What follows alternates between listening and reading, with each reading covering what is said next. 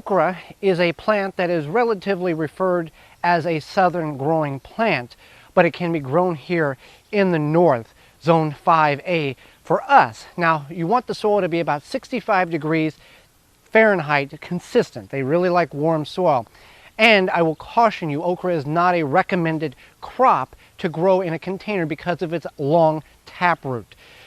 It will take 50 to 60 days to reach a mature state, and it will produce for 10 to 12 weeks following that.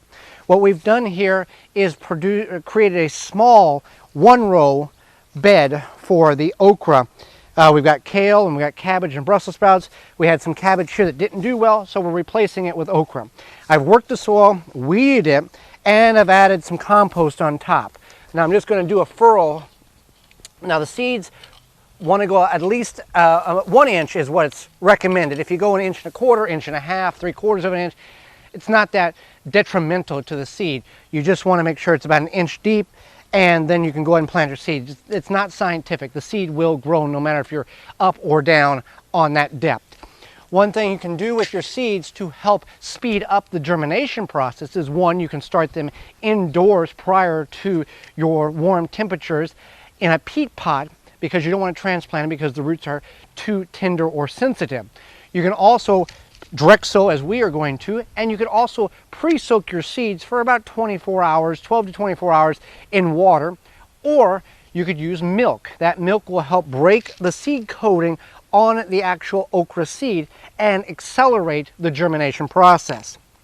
We're going to space these 12 inches apart is what it said. We're going to go about every 6 and then thin them out to make sure we actually have some okra. And then when it gets time to harvest, we'll explain the procedure there. And if you're doing multiple rows, you want to go 3 foot apart. You could probably squeeze a little tighter than that, but these things will get towering and kind of like a small tree and produce a lot of okra's pods there. So just want to, again, I'm going to go every 6 inches, and then I will thin them out as they emerge. And they should come up in about 14 days, somewhere in that range. And we'll just cover them up. I do want to add some fertilizer, but I'll do that on after I cover the seed slightly. I'll put a little soil on top of the seed. And we do have compost there, so that helps.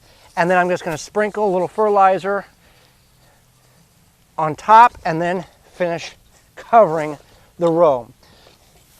So if you've never grown okra, do buy some. It's not going to be as wonderful as homegrown before you take the effort or purchase the seed to grow it in your garden. And then find out if it is good or not. And we're growing Clemson spineless okra. There are, and that's a green pod, there are some ruby red pod varieties available also. For more information, please visit thewisconsinvegetablegardener.com.